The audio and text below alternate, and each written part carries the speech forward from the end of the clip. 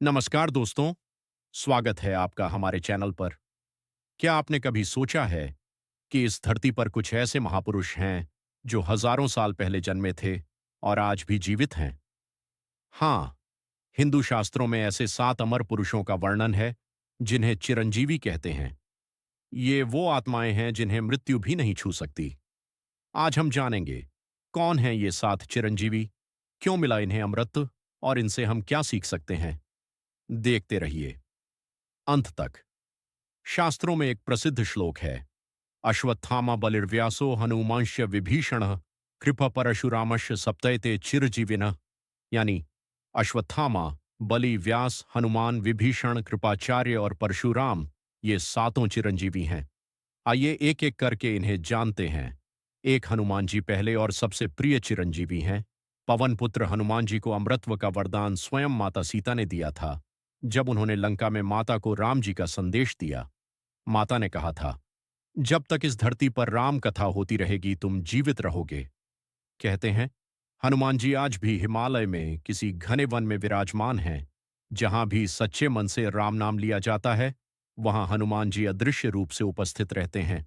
हनुमान जी हमें सिखाते हैं भक्ति, समर्पण और निस्वार्थ सेवा। 2 परशुराम जी दूसरे चिरंजीवी हैं, भगवान विष्णु के छठे अवतार परशुराम जी। परशुराम जी ने 21 बार इस पृथ्वी से अधर्मी क्षत्रियों का नाश किया। इन्हें अमरत्व इसलिए मिला क्योंकि इनका कार्य अभी पूर्ण नहीं हुआ। कल्पांत में जब कल की अवतार होगा, परशुराम जी ही उन्हें शस्त्र और शास्त्र की शिक्षा देंगे।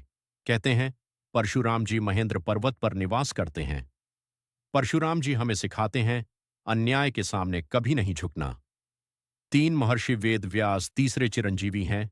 महर्षि वेद व्यास जी, इन्होंने चारों वेदों का विभाजन किया, 18 पुराण लिखे, महाभारत की रचना की और श्रीमद् भागवत जैसा अनमोल ग्रंथ दिया। व्यास जी को अमरत्व इसलिए मिला ताकि वे युग युग तक मानवता को ज्ञान का मार्ग दिखाते रहे। हर गुरु पूर्णिमा व्यास पूर्णिमा के रूप में मनाई जाती है, इन्हीं के सम्मान में।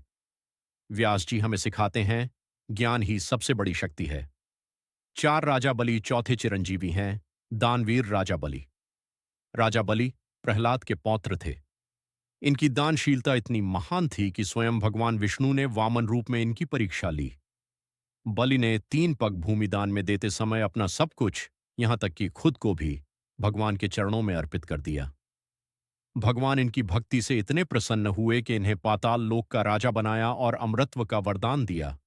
कहते हैं केरल में ओणम पर्व पर राजा बलि धरती पर आते हैं अपनी प्रजा से मिलने।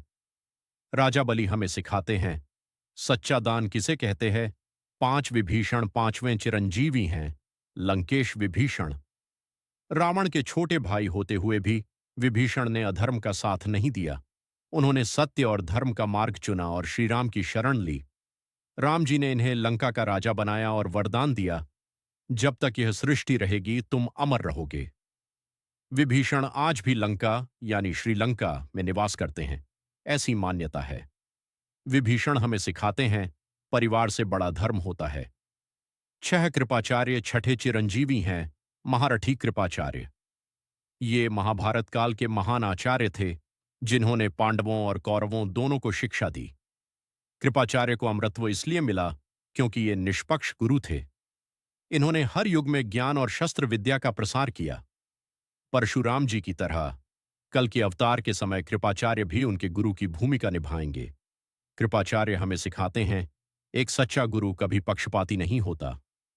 7 अश्वत्थामा और 7वें सबसे रहस्यमय चिरंजीवी हैं अश्वत्थामा। द्रोणाचार्य के पुत्र अश्वत्थामा ने महाभारत युद्ध के बाद एक घोर पाप किया। उन्होंने सोते हुए पांडव पुत्रों का वध किया और उत्तरा के गर्भ पर ब्रह्मास्त्र चलाया। इस पाप पर श्री कृष्ण ने इन्हें श्राप दिया, तुम अमर तो रहोगे लेकिन युग युगों तक भटकते रहोगे, तुम्हारे माथे का घाव कभी नहीं भरेगा। अश्वत्थामा एकमात्र ऐसे चिरंजीवी हैं जिनका अमृत वरदान नहीं श्राप है। आज भी मध्य प्रदेश के कुछ क्षेत्रों में लोग कहते हैं उन्होंने एक विशाल भटकते पुरुष को देखा है जिसके माथे पर खुला घाव है। अश्वत्थामा हमें सिखाते हैं पाप का फल अवश्य मिलता है, चाहे कितना भी समय लगे।